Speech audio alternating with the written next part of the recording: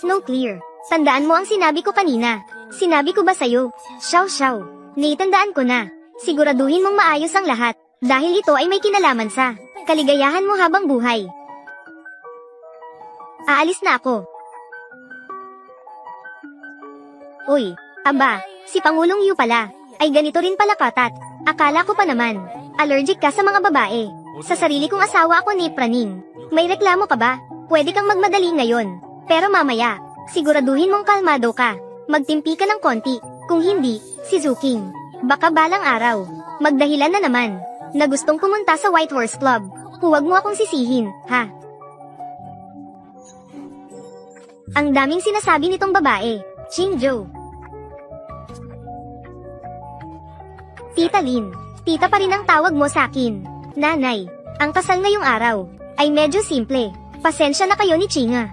Alam ko, ginawa mo ito para sa kaligtasan. Kami ni Chinga, ay hindi rin iniinda ang mga ito. Siya nga pala, dahil nagkita tayo, hindi ko nasisirain ang kasiyahan ni Chinga. Pakiusapan mo si Chinga para sa akin. Agad ko nang pupuntahan ng paliparan. Ganito na ba kayo kabala? Oh, siya, kailan ka babalik? Sa wakas, natagpuan ko na si Chinga. Paano naman? Hindi ako babalik. Babalik muna ako para ayusin ang trabaho. Pagkatapos nyon, magre-retiro na ako. Sisiguraduhin lagi akong kasama ni Chinga. Mabuti kung ganoon, Qingzhou. Dahil, ikaw at si Chinga ay kasal na. Mula ngayon, anak na rin kita. Bukod sa pagprotekta kay Chinga, protektahan mo rin ang sarili mo. Ayokong makita na may mangyaring masama sa inyo. Naiintindihan mo ba? Oo. Naiintindihan ko.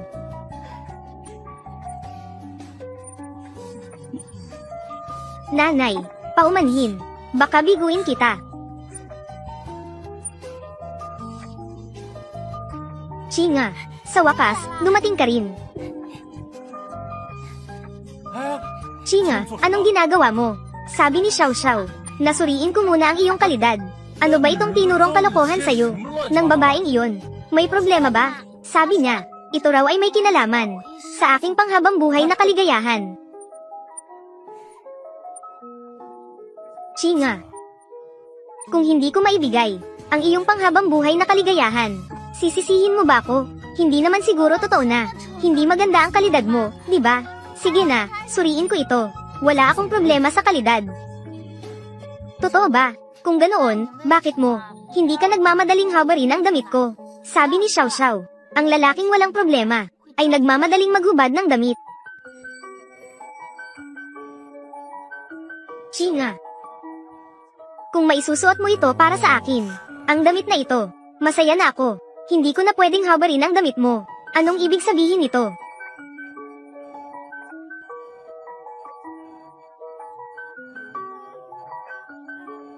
Magpahinga ka na ng maaga. Saan ka pupunta? Hindi ba dapat tayo matutulog ng magkasama? Natatakot ako kung matutulog tayo ng magkasama. Hindi ko mapipigilan na habarin ang damit mo. Sabi ni Xiao Xiao, dapat habarin mo ang damit ko. Hindi kita pwedeng paalisin ng ganito lang. Teknik para sa pagpapainit ng damdamin.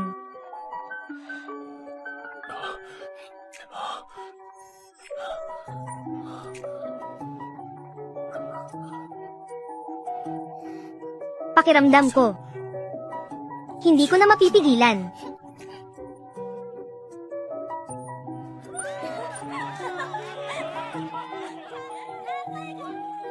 Lahat, uminom ng walang pag-aalinlangan ngayong gabi.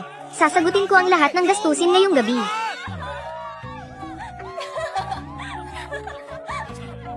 Ang sigla ni Han Xiao. Bakit ang taas ng sigla niya ngayong araw?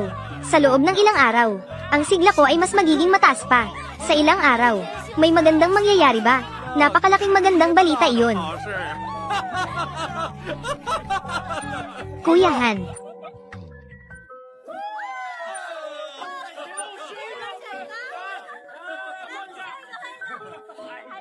Ano? Sigurado ka ba? 100% sigurado. Ang taong ikakasal. Nakita mo na rin. Siya yung dati na pinoprotektahan ni Wu Xiaoxiao, na maliit na katulong. Hindi ba siya pwedeng matahimik na mamatay? Kakaunti na lang sana ang araw na natitira. Paano nangyari kagabi? Nabigla na lang hindi napigilan. Chinger, hindi niya siguro iniisip na babaligtarin ko ang sinabi at magagalit siya sa akin. Ito.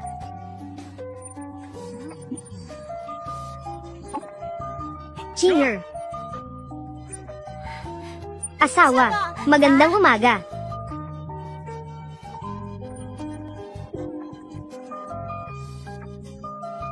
Chinger, maganda bang tulog mo kagabi? Lola, maganda ang tulog ko, at napaka-komportable pa. Mabuti naman. Chingjo, kailangan mong magsikap pa ng higit. Gusto ko pang mas maagang mabuhat ang apo sa tuhod. Alam ko, Lola. Tama, Chingjo. 3 araw na lang at kaarawan mo na. Ano ang plano mo?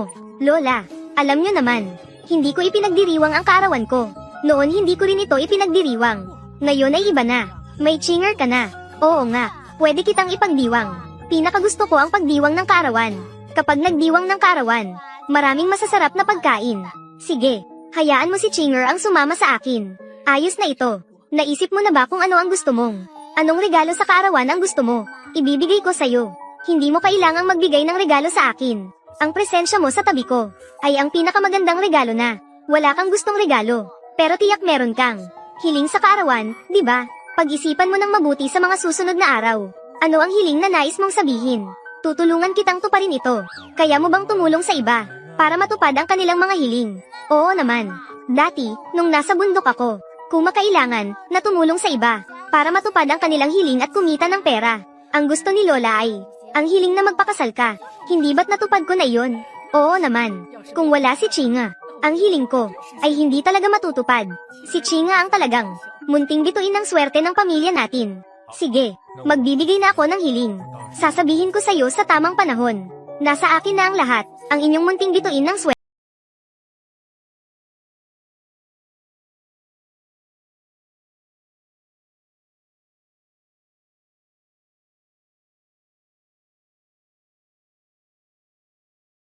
Pakiramdam ko ang buong katawan ko ay gamaan ng husto. Kung ganun, mula ngayon, araw-araw akong sasamahan kang magsanay. Ang katawan mo ay gaganda at lalakas pa. Ginoong Yu, may ginagawa na sila.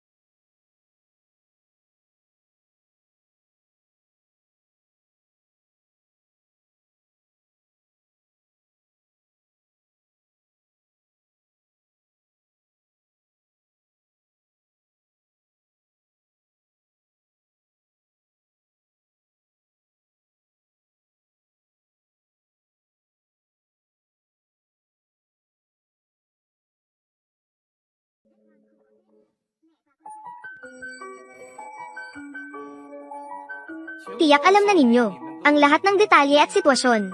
Magpapakasal si Yu Qingzhou. Kung ang babaeng iyon ay magdadalang taon ng kanyang anak, magkakaroon ng bagong tagapagmana na magpapatuloy ng hindi bababa sa 50 taon. 50 taon. Ang mga pamilya natin ay matagal nang nasa ilalim ng kontrol ng pamilya Yu sa loob ng 50 taon. Pati ba naman, magiging ganito ulit sa susunod na 50 taon. Kaya kinakailangang alisin ang babaeng iyon upang maiwasan ang anumang problema sa hinaharap. Tapos na ako magsalita. Sino ang sumasang-ayon? Sino ang tumututol? Ang pamilya Bai ay sumasang-ayon. Walang pakialam kung kami ay nasa ilalim. Ang babaeng iyon, na naglakas loob umangat sa akin, kailangang mamatay. Ang pamilya Zuang ay sumasang-ayon din. Matagal ko nang napansin ang babaeng iyon. Hindi maganda ang dating. Ang pamilya Lu ay sumasang-ayon din. Ang pamilya Yu sa posisyon na iyon ay sobra nang nagtagal. Panahon na para kami naman ang pumalit. Tama, ang pamilya Liu ay hindi tatutol. Kami rin ay hindi tatutol. Magaling. Kapag tayo-tayong mga pamilya ay magkakaisa, siguradong mamatay ang babaeng iyon. Kahit matuklasan ni Yu Qingzhou ang katotohanan, hindi rin siya mangangahas na gumawa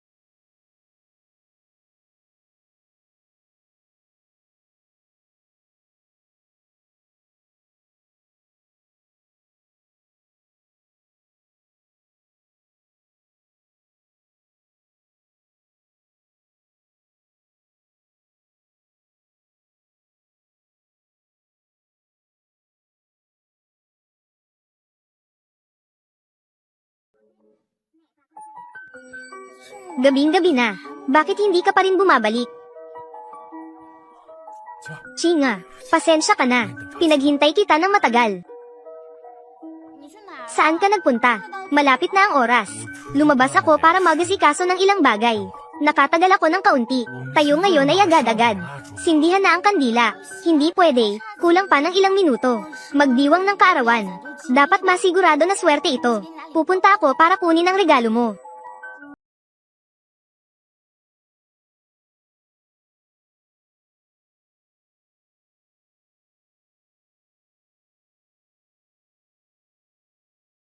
Joe.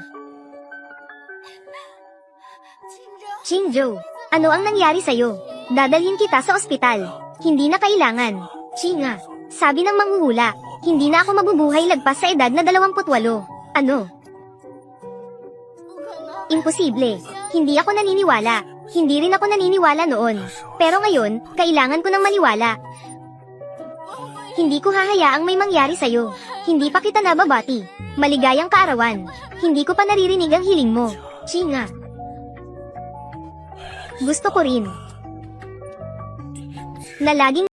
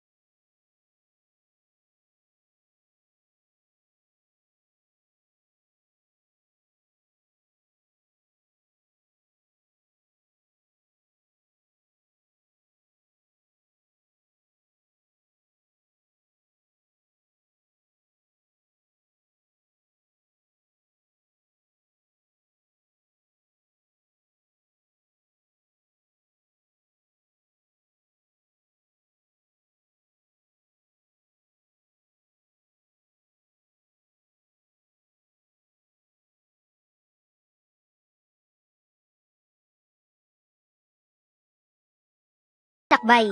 Huwag mag-alala. Qingzhou, anong nangyari sa'yo?